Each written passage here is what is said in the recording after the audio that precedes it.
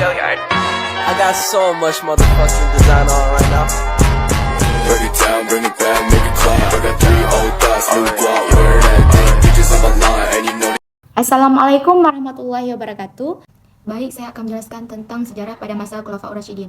Berbincang tentang perkembangan Islam saat ini tentu tidak bisa mengingkari sejarah yang merupakan bagian dari proses awal munculnya peradaban Islam di masa lampau.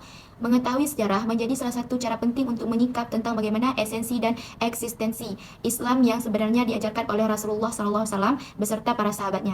Pasca Nabi Muhammad SAW wafat, status sebagai Rasulullah tidak dapat diganti oleh siapapun. Akan tetapi kedudukan Rasulullah SAW sebagai pemimpin kaum muslimin harus tergantikan. Sebagaimana diketahui dalam sejarah bahwa pengganti tersebut dinamakan Khulafaur Rasyidin, yang terdiri dari dua kata. Al-Khulafa bentuk jamak dari khalifah yang berarti pengganti, dan Ar-Rasyidin ialah berarti benar, halus, arif, pintar, dan bijaksana. Jika digabungkan Khulafaur Rasyidin ialah berarti para pemimpin pengganti Rasulullah SAW yang pada masa Khulafaur Rasyidin terhitung selama 30 tahun yang terdiri dari 4 khalifah. Dalam hal ini sebagaimana berikut. A. Khalifah Abu Bakar As-Siddiq 11-13 Hijriah atau 632-634 Masehi. Abu Bakar As-Siddiq adalah salah satu sahabat Nabi Muhammad SAW yang mempunyai nama lengkap Abdullah Abi Quhafat At-Tamimi. Pada zaman pra-Islam, ia bernama Abu Ka'bah, kemudian diganti oleh Nabi SAW menjadi Abdullah. Beliau lahir pada tahun 573 Masehi dan wafat pada tanggal 23 Jumadil Akhir tahun 13 Hijriah. Bertepatan dengan bulan Agustus 634 Masehi, dalam usianya 63 tahun. Usianya lebih muda dari Nabi Muhammad SAW, 3 tahun. Diberi julukan Abu Bakar atau pelopor pagi hari, karena beliau termasuk orang laki-laki yang masuk Islam pertama kali. Sementara gelar As-Siddiq diperoleh karena beliau senantiasa membenarkan semua hal yang dibawa Nabi SAW, terutama pada saat peristiwa Isra Mi'raj. Kemudian Abu Bakar menyatakan pidatonya, taatlah kalian kepadaku sepanjang aku taat kepada Allah dan Rasulnya di tengah kalian. Jika aku bermaksiat, maka tidak wajib kalian taat kepadaku. Setelah pembaitan dan pernyataan beliau tersebut dengan demikian, maka pasca Rasulullah SAW wafat, Abu Bakar As-Siddiq adalah sebagai khalifah Islam terpilih yang pertama, yakni menjadi pemimpin agama sekaligus kepala negara kaum muslimin berlangsung 2 tahun. Yang pertama, terpilihnya menjadi khalifah. Sebelum terpilihnya Abu Bakar sebagai khalifah, pada mulanya terjadi pendapat atau usulan oleh kaum Ansar dan Muhajirin yang sama-sama di antara dua kaum tersebut menginginkan seorang khalifah dari kalangan mereka. Akan tetapi kemudian usulan itu ditolak dengan tegas. Sehingga di antara mereka menyimpulkan bahwa kaum Muhajirin memang lebih berhak untuk mengendalikan kekuasaan ini. Dan semua sepakat, maka Umar bin Khattab maju dan membait Abu Bakar yang kemudian dibait oleh semua yang hadir di Takhifah. 2. Pencapaian pada masa Khalifah Abu Bakar. Dalam masa pemerintahan Abu Bakar As-Siddiq cukup terbilang banyak menghadapi persoalan-persoalan di dalam negeri yang berasal dari kelompok murtad, nabi palsu, dan pembangkang zakat. Berdasarkan hasil musyawarah dengan para sahabat yang lain, ia memutuskan untuk memerangi kelompok tersebut melalui apa yang disebut sebagai perang riddah, perang melawan kemurtadan. Setelah berhasil menyelesaikan urusan dalam negeri, Abu Bakar mulai melakukan ekspansi ke wilayah utara untuk menghadapi pasukan Romawi dan Persia yang selalu mengancam kedudukan umat Islam. Namun, ia meninggal dunia sebelum masa misi ini selesai dilakukan. B. Khalifah Umar bin Khattab 13-23 Hijriah atau 634-644 Masehi.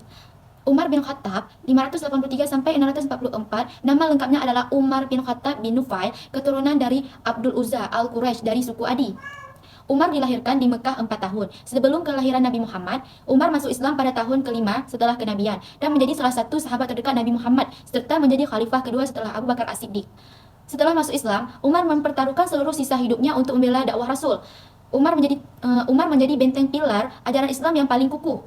Ia menjadi orang kepercayaan Rasulullah sekaligus penasihat utamanya. Umar juga berperan besar bagi perkembangan dan kejayaan Islam di kemudian hari. Umar memiliki postur tubuh yang tegap dan kuat, wataknya keras, pemberani, dan tidak mengenal gentar. Untuk bahasanya halus dan bicaranya fasih.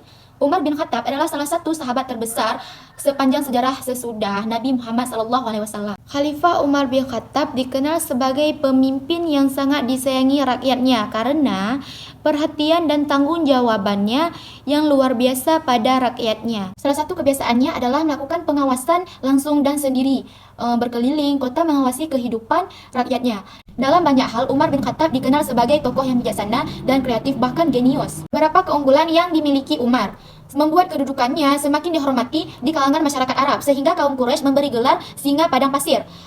Dan karena kecerdasan dan kecepatan dalam berfikirnya, ia dijuluki Abu Faiz. Yang pertama, terpilihnya menjadi khalifah. Ketika Khalifah Abu Bakar jatuh sakit dan merasa ajalnya akan segera datang, ia berkonsultasi dengan sahabat mengenai khalifah sesudahnya. Ia berkata kepada mereka, "Aku sekarang telah menderita sakit seperti yang kalian lihat. Sepertinya ajalku akan segera datang. Oleh karena itu, angkatlah seseorang yang kalian cintai sebagai pemimpin kalian yang akan menggantikan aku. Barangkali apabila kalian menentukan pada saat aku masih hidup sekarang, kalian tidak akan berselisih pendapat nantinya setelah kematianku." Kemudian para sahabat bermusyawarah sama mereka. Hasilnya mereka menghadap Abu Bakar dan memintainya agar menetapkan seseorang yang ia kehendaki sebagai pemimpin mereka. Abu Bakar bertanya kepada mereka, "Jangan-jangan kalian akan berselisih setelah aku tentukan?" Mereka menjawab, "Iya." Dia berkata, "Kalau begitu berilah aku tenggang untuk berfikir karena Allah untuk kepentingan agama dan kaum muslimin." Kemudian Abu Bakar memanggil Utsman bin Affan meminta pendapatnya tentang siapa yang akan dijadikan penggantinya. Utsman mengusulkan nama Umar bin Al-Khattab. Lalu Abu Bakar memerintahkannya untuk menulis surat wasiat tentang Umar bin Khattab sebagai penggantinya. Setelah Abu Bakar meninggal, para sahabat menerima dan sepakat untuk membait Umar sebagai khalifah, dan secara langsung beliau diterima sebagai khalifah yang resmi yang akan menentukan umat Islam pada masa yang penuh dengan kemajuan dan akan siap membuka cakrawala di dunia muslim. 2. Kemajuan-kemajuan yang dicapai Umar bin Khattab. Selama pemerintahan Umar, kekuasaan Islam tumbuh dengan sangat pesat. Islam mengambil alih Mesopotamia dan sebagian Persia dari tangan dinasti Sassanid dari Persia, yang mengakhiri masa kekaisaran Sasaid, serta mengambil alih Mesir, Palestina, Syria, Afrika Utara, dan Armenia dari kekaisaran Romawi Bizantium. Saat itu ada dua negara adidaya, yaitu Persia dan Romawi. Namun keduanya telah ditaklukkan Islam pada zaman Umar. Sejarah mencatat banyak pertempuran besar yang menjadi awal penaklukan ini. Pada pertempuran Yarmouk yang terjadi di dekat Damaskus, 20.000 pasukan Islam mengalahkan pasukan Romawi yang mencapai 70.000 dan mengakhiri kekuasaan Romawi di Asia Kecil sebagian selatan. Umar melakukan banyak reformasi secara administratif dan mengontrol dari dekat kebijakan publik, termasuk membangun sistem administratif untuk daerah yang baru ditaklukkan. Ia juga memerintahkan diselenggarakannya sensus di seluruh wilayah kekuasaan Islam. Pada sekitar tahun ke-17 Hijriah, tahun keempat kekhalifahannya, Umar mengeluarkan keputusan bahwa penanggalan Islam hendaknya mulai dihitung saat peristiwa hijrah. Ada beberapa perkembangan peradaban Islam pada masa Khalifah Umar bin Khattab yang meliputi sistem pemerintahan, politik, ilmu pengetahuan, sosial, seni, dan agama. 3. Wafatnya Khalifah Umar. Masa pemerintahan Umar bin Khattab berlangsung selama 10 tahun sampai 6 bulan. Yaitu dari tahun 13 Hijriah sampai 634 Masehi sampai dengan 23 Hijriah sampai 644 Masehi. Beliau wafat pada usia 64 tahun. Selama masa pemerintahannya oleh Khalifah Umar dimanfaatkan untuk menyebarkan ajaran Islam dan memperluas kekuasaan ke seluruh semenanjung Arab. Ia meninggal pada tahun 644 Masehi karena ditikam oleh Fairuz Abu Lu'lu', budak Mughirah bin Abu Sufyan dari perang Nahrawain yang sebelumnya adalah bangsawan Persia. Sebelumnya meninggal, Umar mengangkat Dewan Presidium untuk memilih khalifah pengganti dari salah satu anggotanya. Mereka adalah Utsman, Ali, Tollah, Zubair, Sa'ad bin Abi Waqqas, dan Abdurrahman bin Auf. C. Khalifah Utsman bin Affan, 23 sampai 36 Hijriah atau 644 sampai 656 Masehi. Khalifah ketiga yaitu Utsman bin Affan. Nama lengkapnya ialah Utsman bin Affan bin Abil As bin Umayyah dari suku Quraisy. Ia memeluk Islam karena ajakan Abu Bakar dan menjadi 16 sahabat dekat Nabi Muhammad SAW. Pada waktu itu, ia sangat kaya namun tetap sederhana dan sebagian besar kekayaannya digunakan untuk kepentingan Islam. Ia juga mendapat julukan Zunnurain, artinya yang memiliki dua cahaya, karena menikahi dua putri Nabi Muhammad secara berurutan setelah salah satu meninggal. 1. Terpilihnya Utsman menjadi khalifah. Pasca Umar bin Khattab wafat, orang-orang yang dipilih Umar sebelumnya pada saat sakit membentuk sebuah tim formatur yang terdiri dari 6 orang calon untuk diangkat sebagai khalifah. Yang pertama, yaitu Utsman bin Affan, Ali bin Abi Thalib, Thalab, Zubair bin Awan, Sa'ad bin Abi Waqqas, dan Abdullah. 2. Pencapaian pada masa Khalifah Utsman bin Affan. Pada masa Khalifah Utsman bin Affan, terdapat ketidakseragaman qiraat dan menimbulkan perpecahan. Sehingga pada saat itu dipandang perlu untuk ditertibkan. Orang pertama yang mensialir adanya perpecahan adalah sahabat Huzaifah ibnu Yaman. D. Khalifah Ali bin Abi Thalib, 36 sampai 41 Hijriah atau 656 sampai 661 Masehi. Ali ibnu Abi Thalib ibnu Abdul Muthalib ibnu Hashim ini adalah putra-putra Abu Thalib, paman Rasulullah. Nama ibunya adalah Fatimah. Ali dilahirkan 10 tahun sebelum Nabi SAW yang diutus oleh Allah menjadi rasul. Sejak kecil telah dididik dalam rumah tangga Nabi SAW. Segala peperangan yang ditempuh oleh Nabi juga diikuti oleh Ali, kecuali pada peperangan Tabuk sebab ia ia disuruh menjaga kota Madinah. Ketika ditinggalkan menjaga kota Madinah, ia kelihatan agak kecewa. Kemudian Nabi SAW berkata kepadanya, "Tidaklah engkau rela, wahai Ali, agar kedudukanmu di sisiku sebagaimana kedudukan Harun di sisimu Musa?" Ini telah membuktikannya sendiri setelah diambilnya Ali menjadi menantunya, suami dari anaknya Fatimah. Dalam kebanyakan peperangan besar, Ali yang membawa bendera. Ali termasyhur gagah berani, tangkas dan perwira, amat pandai bermain pedang.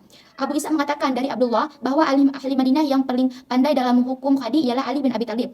Abu Hurairah meriwayatkan bahwa Umar ibnu Al-Khattab berkata, Ali ibnu Abi Thalib adalah orang yang paling pandai menghukum di antara kami semua. Ibnu Mas'ud juga berkata demikian. 1. Terpilihnya Ali menjadi khalifah. Tentunya suara terbanyak dan yang berkuasa setelah Utsman tergenggam di tangan kaum pemberontak itu sendiri adalah Ali. Pada saat itu, Ali mendapat banyak dukungan dari sahabat senior dan juga para pemberontak pada masa Khalifah Utsman. Orang yang pertama kali membait Ali adalah Talwah, kemudian diikuti oleh Zubair. Di kemudian hari diikuti oleh banyak sahabat dari kaum Muhajirin dan kaum Ansar. Kemajuan peradaban Khulafaur Rasyidin. Pada masa kekuasaan para Khulafaur Rasyidin, banyak kemajuan peradaban telah dicapai. Di antara pemikiran yang menonjol pada masa Khulafaur Rasyidin adalah sebagai berikut. Yang pertama, menjaga keutuhan Al-Quran Al-Karim dan mengumpulkannya dalam bentuk mushaf dan pada masa Abu Bakar. 2. Memberlakukan mushaf standar pada masa Utsman bin Affan. Yang ketiga, keseriusan mereka untuk mencari serta mengajarkan Al-Quran dan Sunnah. Maka dari itu pada masa Utsman, sahabat-sahabat mulai menyebar ke pelosok anti menyiarkan agama Islam dengan berpegang teguh pada Al-Quran dan As-Sunnah. Yang keempat, sebagian orang yang tidak senang kepada Islam, terutama dari pihak orientalis abad ke-19, banyak yang mempelajari fenomena Futuhat al-Islamiyah. Mereka mengatakan bahwa futuhat ini adalah perang dengan motif ekonomi, yaitu mencari kekayaan negeri yang ditundukkan. Yang kelima, Islam pada masa awal tidak mengenal pemisahan antara dakwah dan negara, antara dai maupun panglima. Tidak dikenal orang yang berprofesi sebagai dai. Para khalifah adalah penguasa imam solat mengadili orang yang berselisih, dai dan juga panglima perang. F. Peradaban penting pada masa Khulafaur Rasyidin. Yang pertama, mengembalikan kembali kesatuan Jazirah Arab setelah berhasil mengalahkan gerakan murtad. Yang kedua, mengumpulkan Al-Quran pada masa kekhalifahan Abu Bakar. Yang ketiga, menyatukan mushaf pada masa kekhalifahan Utsman bin Affan. Yang keempat, pemberian titik terhadap mushaf pada masa kekhalifahan Ali bin Abi Thalib. Yang kelima, memulai penanggalan Hijriah pada masa kekhalifahan Umar bin Khattab. Yang keenam, membangun kota-kota berikut. Yang pertama, Basrah, Kufah, Futuhat pada masa Umar bin Khattab. Yang ketujuh, membersihkan etnis Yahudi dari Jazirah Arab pada masa Umar bin Khattab. Yang kedelapan, didirikannya lumbung tepung yang terletak antara Mekah dan Madinah. Di tempat ini disimpan tepung, minyak goreng padat, kurma, dan minyak goreng cair yang diperuntukkan para musafir yang kehabisan kekal. Yang ke-9, menjadi keamanan masyarakat di ibu kota negara Madinah. Yang ke-10, perluasan Masjid Nabawi dengan memberi rumah-rumah dan tanah di sekitarnya, melapisi dengan bebuatan dan kerikil yang menerangi dengan lampu-lampu pertama. Hal ini sebagaimana dinyatakan Ali bin Abu Thalib, semoga Allah menerangi kubur Umar sebagaimana dia menerangi masjid-masjid kami. Yang ke-11, Umar bin Khattab pertama kalinya menyatukan umat Islam dengan satu imam dan salat tarawih. Terakhir, Kesimpulannya itu, pada masa pemerintahan Khulafaur Rasyidin, khalifah dipilih berdasarkan musyawarah. Setelah Nabi Muhammad wafat, Abu Bakar diangkat menjadi khalifah melalui pertemuan Saqifah atas usulan Umar. Problem besar yang dihadapi Abu Bakar ialah munculnya nabi palsu dan kelompok ingkar zakat serta munculnya kaum murtad Musalimah bin Kazab beserta pengikutnya menolak membayar zakat dan murtad dari 26 Islam yang mengakibatkan terjadinya perang Yamamah. Perang tersebut terjadi pada tahun 12 Hijriah. Umar yang tahu akan hal itu merasa khawatir akan kelestarian Al-Quran hingga dia mengusulkan kepada Abu Bakar agar membukukan atau mengumpulkan mushaf yang ditulis pada masa Nabi menjadi satu mushaf Al-Quran. Umar membentukkan panitia yang beranggota 6 orang sahabat dan meminta salah satu di antaranya menjadi khalifah setelah Umar wafat. Panitia berhasil mengangkat Utsman menjadi khalifah. Utsman dibunuh oleh kaum yang tidak puas akan kebijakannya yang mengangkat pejabat dari kaumnya sendiri Bani Umayyah. Setelah Utsman wafat, umat Islam membait Ali menjadi khalifah pengganti Utsman. Setelah Ali meninggal, ia diganti oleh anaknya Hasan. Hasan mengadakan perundingan damai dengan Muawiyah dan umat Islam dikuasai oleh Muawiyah. Dengan begitu berakhirlah pemerintahan yang berdasarkan pemilihan Khulafaur Rasyidin berganti dengan sistem kerajaan. Sekian penjelasan tentang sejarah Khulafaur Rasyidin. Kelebihan kurang saya mohon maaf. Wassalamualaikum warahmatullahi wabarakatuh.